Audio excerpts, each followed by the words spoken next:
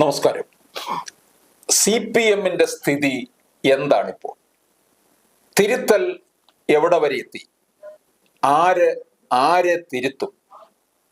കഴിഞ്ഞ കുറേ നാളായി മേഖലാ യോഗങ്ങളും ജില്ലാ കമ്മിറ്റികളും ഒക്കെ കഴിഞ്ഞ് അതിന്മേലുള്ള സംസ്ഥാന കമ്മിറ്റിയും പൂർത്തിയായി. തിരുത്തലിലൂടെ ആരെ തിരുത്തി എന്നറിയാനാണ് അണികൾ ആഗ്രഹിക്കുന്നത്.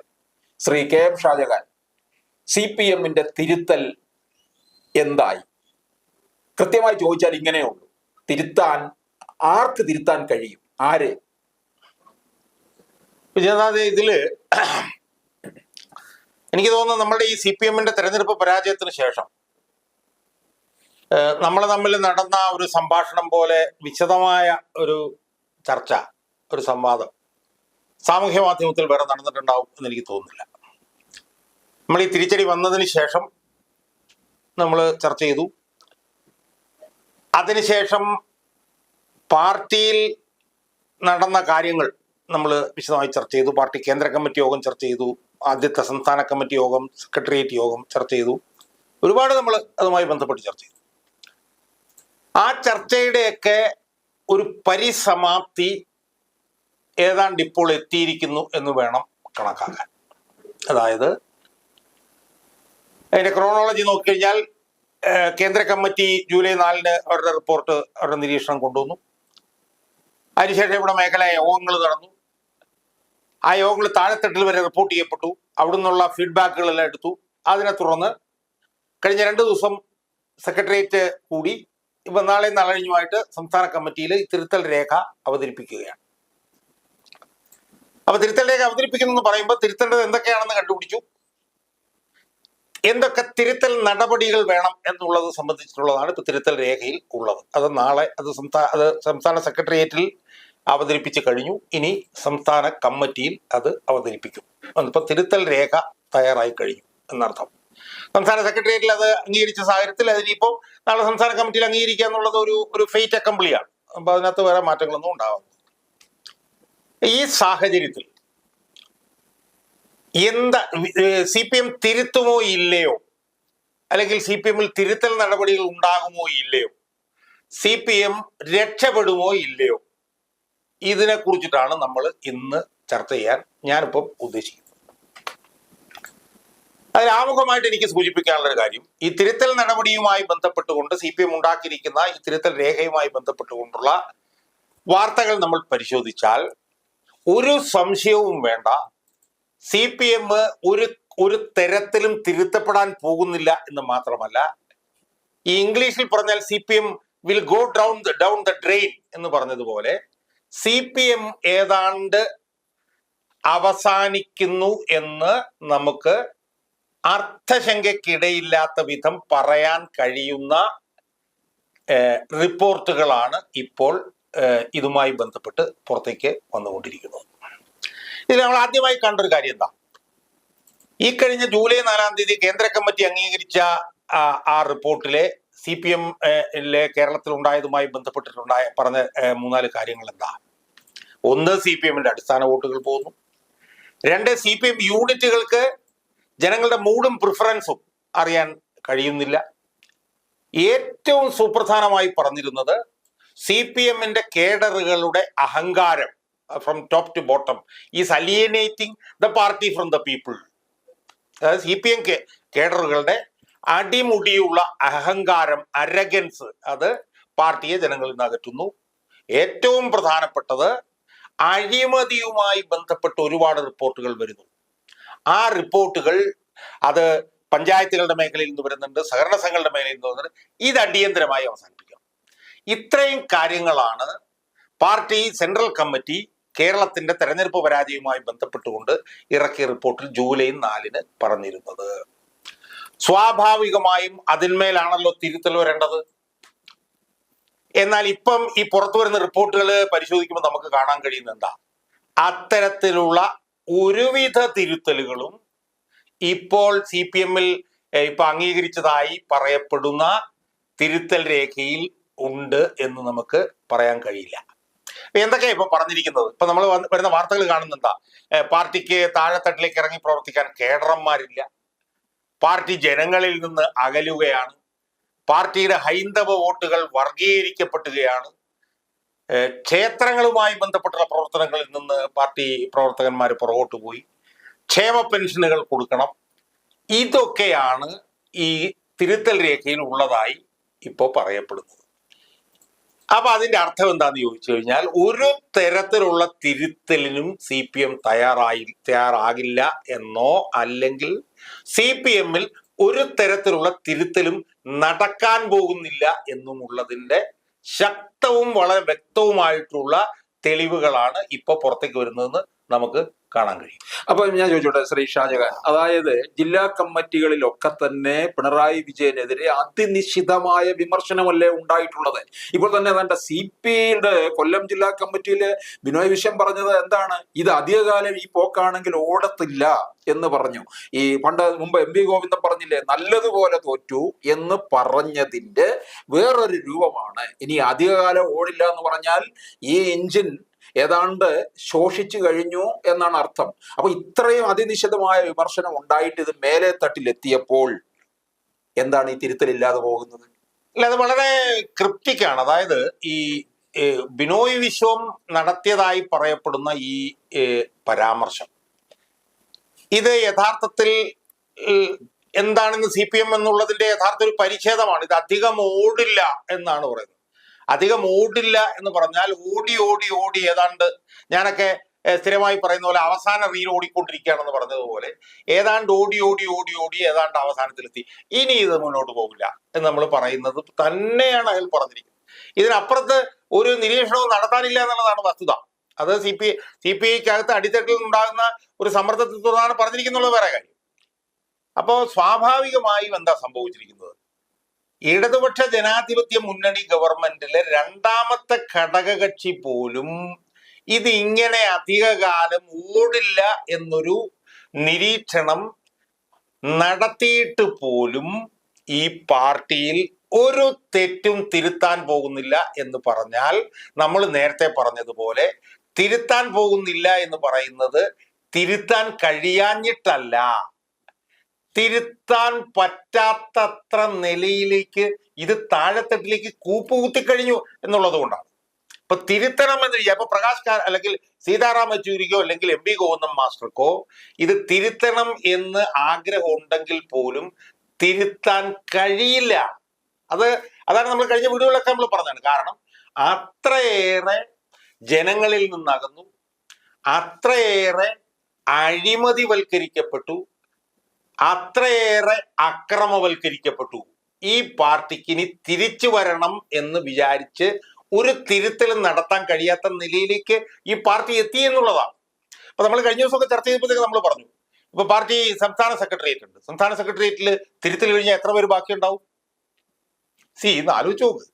അതായത് പിണറായി വിജയനെതിരെ എന്തുമാത്രം വിമർശനങ്ങൾ ഉയർന്നു വന്നു. ആ വിമർശനങ്ങളെല്ലാം ക്രോഡീകരിച്ചിട്ട് അതിൽ മാറ്റം വേണം എന്ന് പിണറായി വിജയനോട് പറയുമ്പോഴല്ലേ തിരുത്തുന്നത്. ഇപ്പൊ രക്ഷാപ്രവർത്തനമൊക്കെ ആയിട്ട് ബന്ധപ്പെട്ട് എന്തുമാത്രം വിമർശനങ്ങൾ ഉയർന്നു, അതിലൊന്നും ഒരു അനക്കവുമില്ല. ഇപ്പൊ EP ജയരാജൻ പ്രകാശ് ജാവ്ദേക്കറിനെ കണ്ടതുമായി ബന്ധപ്പെട്ടുകൊണ്ട് എന്തുമാത്രം വിമർശനങ്ങൾ ഉയർന്നു വന്നു. എല്ലാ ജില്ലാ കമ്മിറ്റിയിലും വിമർശനങ്ങൾ ഉയർന്നു വന്നു. CPI എന്ന് പറഞ്ഞ പാർട്ടിക്കകത്ത് വിമർശനം ഉയർന്നു വന്നു. അപ്പൊ ആ നിലയിലൊക്കെ തന്നെ ശരിയായ രീതിയിലുള്ള തിരുത്തലിന് വേണ്ടിയായിരുന്നു ശ്രമിക്കുന്നതെങ്കിൽ അത്തരത്തിലുള്ള മാറ്റങ്ങൾ ഉണ്ടാകുമായിരുന്നു. ആ മാറ്റങ്ങൾ വരുത്താൻ കഴിയില്ല. അഴിമതിയുമായി ബന്ധപ്പെട്ട് എന്താ പറയുന്നത്? അഴിമതിയുമായി ബന്ധപ്പെട്ടുകൊണ്ട് തിരുത്തൽ വരുത്തണമെന്ന് കേന്ദ്ര കമ്മിറ്റി പറയുന്നു. പക്ഷെ അത് ഇവിടെ മിണ്ടാട്ടയില്ല. ഇവിടുത്തെ നേതാക്കന്മാർ സംസാരിക്കുമ്പോ അത് തോമസ് ഐസക് ആയിക്കോട്ടെ, MA ബേബി ആയിക്കോട്ടെ, MP ഗോവിന്ദൻ മാസ്റ്റർ ആയിക്കോട്ടെ, അഴിമതി എന്ന് പറഞ്ഞ ആ വിഷയത്തെ കുറിച്ചിട്ട് പറയുന്നതേ ഇല്ല. അഴിമതിയാണ് ഈ പാർട്ടിയെ ബാധിച്ചിട്ടുള്ള ഏറ്റവും പ്രധാനപ്പെട്ട അർബുദം എന്നിരിക്കെ അഴിമതിയെ കുറിച്ച് പറയാതെ നിങ്ങൾക്ക് എങ്ങനെയാണ് തിരുത്തലിനെ കുറിച്ച് സംസാരിക്കാൻ കഴിയുക? അപ്പൊ ഇതിൽ നമ്മൾ മനസ്സിലാക്കേണ്ട കാര്യം എന്ന് പറഞ്ഞു കഴിഞ്ഞാൽ, പാർട്ടിയുടെ നേതാക്കന്മാർ വിചാരിച്ചാൽ പോലും തിരുത്താൻ കഴിയാത്ത അത്ര താഴ്ചയിലേക്ക് പാർട്ടി കൂപ്പുകുത്തി വീണു കഴിഞ്ഞു. ഇപ്പൊ അഴിമതിയെ കുറിച്ചിട്ട് കേന്ദ്ര കമ്മിറ്റിയുടെ പരാമർശം ജൂലൈ 4-ാം തീയതിയാണല്ലോ വന്നത്. ആ വന്നതിന് ശേഷമാണല്ലോ പാർട്ടിയിലെ കോഴിക്കോടത്തെ PSCയുടെ കോഴയുടെ വിഷയം വരുന്നത്. ആ കോഴ വിഷയം പരിപൂർണമായും ഒതുക്കി തീർക്കാൻ വേണ്ടിയിട്ടുള്ള ശ്രമം സംസ്ഥാന സെക്രട്ടറിയുടെ നേതൃത്വത്തിൽ നടക്കുകയല്ലേ. അപ്പൊ ഇതിൽ നമ്മൾ മനസ്സിലാക്കുന്ന എന്താണ്, തിരുത്താൻ പോയി കഴിഞ്ഞാലൊന്നും പറ്റാത്ത നിലയിലേക്ക് പാർട്ടി അങ്ങേ അറ്റം എത്തിക്കഴിഞ്ഞിരിക്കുന്നു. അതാണ് ഇനി ഇത് അധികകാലം പോവില്ല എന്ന് പ്രകാശ് കാരാട്ട് പറഞ്ഞിട്ടുള്ളത്, അല്ല പിന്നെ ബിനോയ് വിശ്വം പറഞ്ഞിട്ടുള്ളത്. അത് അർത്ഥഗർഭമാണ് എന്നാണ് എനിക്ക് സൂചിപ്പിക്കാനുള്ളത്. അയാൾ പറഞ്ഞത് അയാൾക്ക് പോലും അങ്ങനെയാ തോന്നുന്നുള്ളതാണ്. ഇപ്പൊ നമ്മളെയൊക്കെ സംബന്ധിച്ചിടത്തോളം നമ്മൾ CPM-ന്റെ വിമർശകരാണെന്ന് വിചാരിക്കുക. പക്ഷെ ഗവൺമെന്റിലെ രണ്ടാമത്തെ പാർട്ടിയുടെ സംസ്ഥാന സെക്രട്ടറിക്ക് പോലും പാർട്ടി കമ്മിറ്റിയിലാണെങ്കിൽ പോലും ഇത് അധികാരം പോകില്ല എന്ന് പറയുമ്പോഴത്തേക്കുള്ള അവസ്ഥ ആലോചിച്ച് നോക്കി. അതായിട്ട് പോലും ഇപ്പൊ ഞാൻ പറയും, ഇപ്പൊ തോമസ് ബിനോയ് വിശ്വം പറഞ്ഞുകൊണ്ടൊരു സംശയമുണ്ട്. ബിനോയ് വിശ്വം മാറ്റി പറഞ്ഞുകൊണ്ടിരിക്കും, മാറ്റിച്ചോട്ടും. അല്ല, ആയിരിക്കാം. പക്ഷെ അയാൾക്ക് പോലും അങ്ങനെ പറയേണ്ടി വന്നു, സമ്മർദ്ദത്തിന്റെ അടിസ്ഥാനത്തിലേക്ക് പറയേണ്ടി വന്നു എന്നായിരിക്കും. ഇപ്പൊ ഞാനിത് പറയുമ്പോൾ എനിക്ക് ഓർമ്മ വരുന്നൊരു കാര്യം എന്ന് പറയുന്നത്, തോമസ് ഐസക്ക് ഇടയ്ക്ക് പറഞ്ഞൊരു കാര്യമുണ്ട്. തിരുത്തുക, അയാളൊരു ഫേസ്ബുക്ക് പോസ്റ്റ് ഇട്ടത് ഞാൻ പോകുന്നത്, തിരുത്തിയാൽ മാത്രം പോരാ, തിരുത്തിയെന്ന് ജനങ്ങളെ ബോധ്യപ്പെടുത്തുക കൂടെ വേണം എന്നാണ് അയാൾ ഒരു ദിവസം ഫേസ്ബുക്കിൽ. ആ സ്ഥാനത്ത് തിരുത്താൻ പോലും തയ്യാറല്ല, ലെറ്റ് അലോൺ ആളുകളെ ബോധ്യപ്പെടുത്തുന്നത്. മനസ്സിലായോ? അപ്പം ഒരു തിരുത്തലും ഇതിനകത്ത് നടന്നിട്ടില്ല. ഏറ്റവും ചുരുങ്ങിയത് EP ജയരാജനെ ആ സ്ഥാനത്തു നിന്ന് മാറ്റുകയെങ്കിലും ചെയ്തിരുന്നെങ്കിൽ ഒരു ചെറിയ തിരുത്തലെങ്കിലും ആകുമായിരുന്നു. മുഖ്യമന്ത്രിയുടെ ശൈലി മാറ്റണമെന്ന് എന്തുകൊണ്ട് പാർട്ടിക്ക് പറഞ്ഞുകൂടെ? ഇതിനിപ്പോ പറയുന്നത് എന്താ, ഹൈന്ദവ വോട്ടുകൾ വർഗീയവൽക്കരിക്കപ്പെട്ടു. ഹൈന്ദവ വോട്ടുകൾ എന്തുകൊണ്ട് വർഗീയവൽക്കരിക്കപ്പെട്ടു? CPM-ന്റെ ഹൈന്ദവ വോട്ടുകൾ വർഗാടിസ്ഥാനത്തിൽ സംഘടിപ്പിക്കുന്ന വോട്ടുകളല്ലേ, അതെങ്ങനെ വർഗീയമായി പോയി? അപ്പൊ വർഗാടിസ്ഥാനത്തിൽ നമ്മൾ സംഘടിപ്പിക്കപ്പെട്ടെങ്കിൽ നമ്മുടെ വോട്ടുകൾ വർഗീയ അടിസ്ഥാനത്തിൽ ധ്രുവീകരിക്കപ്പെട്ടു. അതെന്തുകൊണ്ടാണ് എന്ന് പരിശോധിക്കണ്ടേ? അത് പരിശോധിക്കുമ്പോൾ എന്താ പറയുന്നത്, ക്ഷേത്രങ്ങളിൽ നിന്ന് പിന്നോട്ട് പോയി എന്നാ പറയുന്നത്. എത്ര അസംബന്ധമാണ് നമ്മളൊന്ന് ആലോചിച്ചു. ക്ഷേത്രങ്ങളൊക്കെ RSSന്റെ പിടിയിലാണ് എന്ന്. ക്ഷേത്രങ്ങളിൽ ഇടപെട്ടാണോ മാർക്സിസ്റ്റ് പാർട്ടി വളർത്തേണ്ടത്? അങ്ങനെയല്ലല്ലോ വളർന്നു വന്നിട്ടുള്ളത്. അല്ല, അങ്ങനെയല്ലല്ലോ വളർന്നു വന്നിട്ടുള്ളത്. വർഗപരമായി ജനങ്ങളെ സംഘടിപ്പിച്ചല്ലേ വളർന്നു വന്നിട്ടുള്ളത്.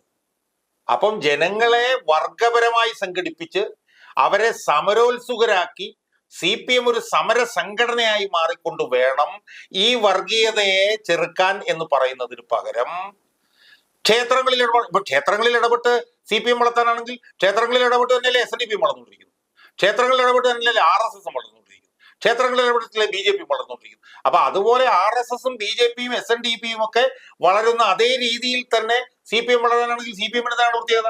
ഇപ്പൊ ക്ഷേത്രത്തിൽ പ്രവർത്തിക്കാനാണെങ്കിൽ CPM-നകത്ത് എന്തിനാ പ്രവർത്തിക്കുന്നത്?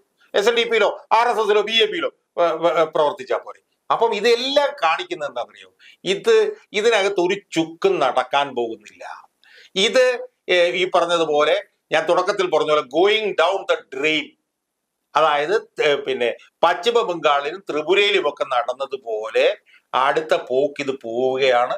ഇതിനൊരു കാരണവശാൽ ഇത് ഇനി പിടിച്ചാൽ കിട്ടില്ല. അതിനപ്പുറത്തേക്ക് കാര്യങ്ങൾ പോയി കഴിഞ്ഞു.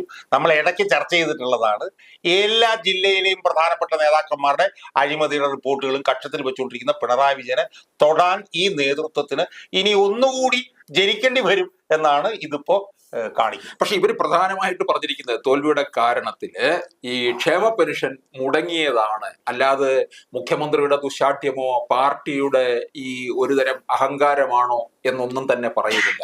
അതിനിടയ്ക്ക് ചോദിക്കട്ടെ, ഈ മുഖ്യമന്ത്രി തിരുത്താൻ തുടങ്ങി എന്നുള്ളതിന്റെ ഒരു സൂചനയാണോ? വിഴിഞ്ഞത്ത് ഉമ്മൻചാണ്ടിയെ കണ്ടില്ല, പക്ഷേ ഇവിടെ ഉമ്മൻചാണ്ടി അനുസ്മരണത്തിൽ പിണറായി വിജയൻ ഉമ്മൻചാണ്ടിയെ കണ്ടു നന്നായിട്ട്. അത് തിരുത്തലിന്റെ ഭാഗമാണ്. അല്ല, ഇതിനകത്ത് അത് വേറൊരു വിഷയമാണ്. അത് ഇതിനകത്ത് കൂട്ടിക്കുറയാൻ ഞാൻ ആഗ്രഹിക്കുന്നില്ല. 2019 തോൽവി കഴിഞ്ഞപ്പോൾ തിരുത്താൻ ഞാൻ ആഗ്രഹിക്കുന്നില്ല എന്ന് പറഞ്ഞിരുന്നു. എന്റെ ശൈലി ഇതാണ്, ഇത് തിരുത്താൻ ഞാൻ ആഗ്രഹിക്കുന്നത്. ഇപ്പോൾ തിരുത്താൻ ആഗ്രഹിക്കുന്നില്ല എന്ന് പറയുന്നുണ്ട്. പക്ഷെ തിരുത്താൻ ആഗ്രഹിക്കുന്നില്ല എന്ന് പറയുന്നുണ്ടെങ്കിലും ഞാൻ തിരുത്തുമെന്ന് ഞാൻ ചോദിക്കട്ടെ, ഇപ്പൊ പിണറായി വിജയനെ സംബന്ധിച്ചിടത്തോളം പാർട്ടി കമ്മിറ്റികളിലെങ്കിലും എൻ്റെ പ്രവർത്തന ശൈലിയോ അല്ലെങ്കിൽ എൻ്റെ പദപ്രയോഗങ്ങളോ പാർട്ടിയുടെ തോൽവിക്കിടയാക്കിയിട്ടുണ്ടെങ്കിൽ ഞാനത് തിരുത്താൻ തയ്യാറാണ് എന്ന് പറഞ്ഞാൽ എന്താണ്, ലോകം ഇടിഞ്ഞു വീഴുമോ? അതുകൊണ്ട് എന്താ കുഴപ്പം? അയാളെ കുറിച്ചുള്ള ബഹുമാനം ജനങ്ങൾക്ക് വർദ്ധിക്കില്ലേ? ഒന്ന്. രണ്ട്, പാർട്ടി എന്ന് പറയുന്ന ഒരു സംവിധാനമുണ്ട്. പാർട്ടി അതാണല്ലോ എല്ലാവരെക്കാളും വലുത്. VS അച്യുതാനന്ദനെക്കാളും മറ്റുള്ളവരെക്കാളും എല്ലാം വലുത് പാർട്ടിയാണല്ലോ. ആ പാർട്ടിക്ക് എന്തുകൊണ്ട് പിണറായി വിജയന്റെ അടുത്ത് ശൈലി മാറ്റണം എന്ന് പറഞ്ഞു കൂടാ? അപ്പൊ ഇത് രണ്ടും ഇതിൽ നടക്കുന്നില്ല. പിണറായി വിജയനും ശൈലി മാറ്റാമെന്ന് പറയുന്നില്ല, ശൈലി മാറ്റണമെന്ന് പാർട്ടിയും പറയുന്നില്ല. ക്ഷേമ പെൻഷൻ കൊടുക്കുമെന്ന് പറയുന്നു. ക്ഷേമ പെൻഷൻ കൊടുക്കാതിരുന്നുകൊണ്ട് മാത്രമൊന്നും അല്ല തോറ്റത് എന്നുള്ളത് ആർക്കാണ് അറിയാൻ പാടില്ലാത്തത്.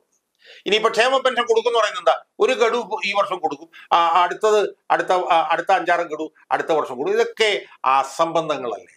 അതുകൊണ്ട് തന്നെ ഞാൻ പറയുന്നു, നമ്മൾ ഈ പാർട്ടി തെറ്റുതിരുത്തലുകളുമായി ബന്ധപ്പെട്ടുകൊണ്ട് ഈ വീഡിയോ ചെയ്യേണ്ട സാഹചര്യം തന്നെ ഉണ്ടോ എന്ന് എനിക്ക് സംശയമാണ്. എന്തായാലും ഒരു ചുക്കും സംഭവിക്കാൻ പോകുന്നില്ല, ഒരു മാറ്റവും വരാൻ പോകുന്നില്ല. ഇതുപോലെ തന്നെ ഇതങ്ങ് അന്തരീക്ഷത്തിലേക്ക് കുറച്ച് കാലം കഴിയുമ്പോൾ അങ്ങ് വിലയം പ്രാപിക്കും എന്നുള്ളത് മാത്രമേ ഇതിനകത്ത് നടക്കാൻ പോകുന്നുള്ളൂ എന്നാണ് എനിക്ക് തോന്നുന്നത്. പക്ഷെ തിരുത്തുകയാണെന്നുണ്ടെങ്കിൽ അല്ലെങ്കിൽ തിരുത്തിയിട്ടുണ്ടെങ്കിൽ അതിന്റെ പ്രതിഫലനം കാണാൻ പോകുന്നത് എനിക്ക് തോന്നുന്നത് ചേലക്കരയിലായിരിക്കും. തിരുത്തിയില്ലെങ്കിൽ അതിന്റെ പ്രതിഫലനം അവിടെ കാണും. കാരണം പാലക്കാടും വയനാടും എന്ന് പറയുന്നത് ഇതിനോടൊപ്പം ആയിരിക്കും ഉപതെരഞ്ഞെടുപ്പ് കിടക്കാൻ പോകുന്നതാണ്. അവിടെ രണ്ടിടവും ഇവരെ സംബന്ധിച്ചിടത്തോളം തോൽവി ഉണ്ടായാലും അതിനകത്ത് വലിയ പ്രശ്നമൊന്നുമില്ല, അവരുടെ സിറ്റിംഗ് സീറ്റ് അല്ല. പക്ഷെ ചേലക്കര അതല്ല. ചേലക്കരയിലാണ് ഈ അഭിമാന പോരാട്ടം നടക്കാൻ പോകുന്നത്. 99 കുറയുമോ എന്നുള്ളതാണ്.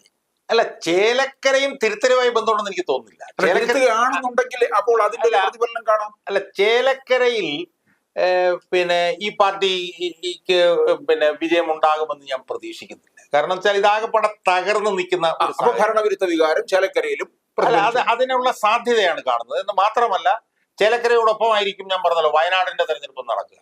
പാലക്കാട് വയനാട്ടിൽ പ്രിയങ്ക ഗാന്ധി ആയിരിക്കും മത്സരിക്കുക.